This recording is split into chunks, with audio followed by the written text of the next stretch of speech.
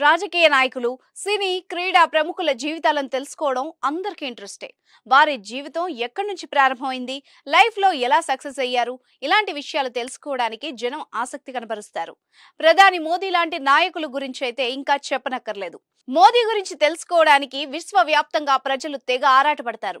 ఎందుకంటే మోదీ భారతదేశానికి ఇప్పుడు ప్రధాని అయినా ప్రపంచంలోనే ప్రధాన నాయకుల్లో ఒకరు. ఆయన ఒకప్పుడు మాత్రం చాయ్ అమ్మే వ్యక్తి. అలాంటి మోదీ భారతదేశ ప్రధానిగా 2 సార్లు ఎన్నికయ్యారు. ఇప్పుడు విశ్వంలో బలమైన నేతగా ఎదిగారు.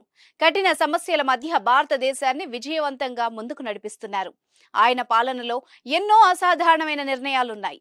ప్రపంచ దేశాలతో భారత్ పోటీ పడేలా చేయడంలో మోదీ విజయవంతమయ్యారు. Gautam neuro care brain stroke, migraine, fits, brain and spine surgeries కి బెస్ట్ న్యూరో సర్జన్. దేశంలో దాడులు చేసి అల్లకల్లోలం సృష్టించిన ఉగ్రమూకల పని పట్టారు.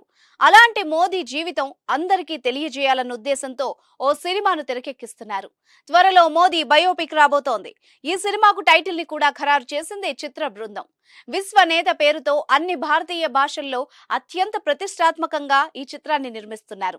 విశ్వనేత చిత్రానికి సిహెచ్ క్రాంతి కుమార్ దర్శకత్వం వహించనుండగా వందే మీడియా ప్రైవేట్ లిమిటెడ్ పతాకంపై కాశీరెడ్డి, శరత్ రెడ్డి నిర్మించనున్నారు. అభయ్ డియోల్, నీనా గుప్తా, అనుపమ్ ఖేర్, పల్లవి జోషి ముఖ్య పాత్రలు పోషించనున్నారు. ఎంఎం కీరవాణి తనయుడు, జాతీయ అవార్డు గ్రహీత కాలభైరవ సంగీతాన్ని సమకూరుస్తున్నాడు. త్వరలోనే ఈ చిత్రం సెట్స్ పైకి వెళ్లనుంది.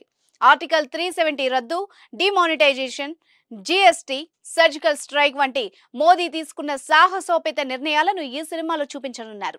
అదేవిధంగా చాయ్ వాలా స్థాయి నుంచి విశ్వనేతగా ఎదిగిన ఆయన మహా ప్రస్థానాన్ని దృశ్య రూపంగా ఇవ్వనున్నామని సినిమా యూనిట్ చెబుతోంది. త్వరలో లోక్సభ ఎన్నికలు జరగనున్నాయి. ఈ నేపథ్యంలో మోదీ బయోపిక్ వస్తుండడం చర్చనీయాంశంగా మారింది. 2019 ఎన్నికల సమయంలో కూడా పీఎం నరేంద్ర మోదీ టైటిల్ తో ఓ బయోపిక్ విడుదలైంది. అందులో వివేక్ ఓబెరాయ్ ప్రధానమంత్రి నరేంద్ర మోదీ పాత్రలో నటించారు. మళ్ళీ ఇప్పుడు మరో బయోపిక్ రావడం ఆసక్తిగా మారింది. ఈ చిత్రంలో ఎలాంటి విషయాలు చూపించబోతున్నారో చూడాలి.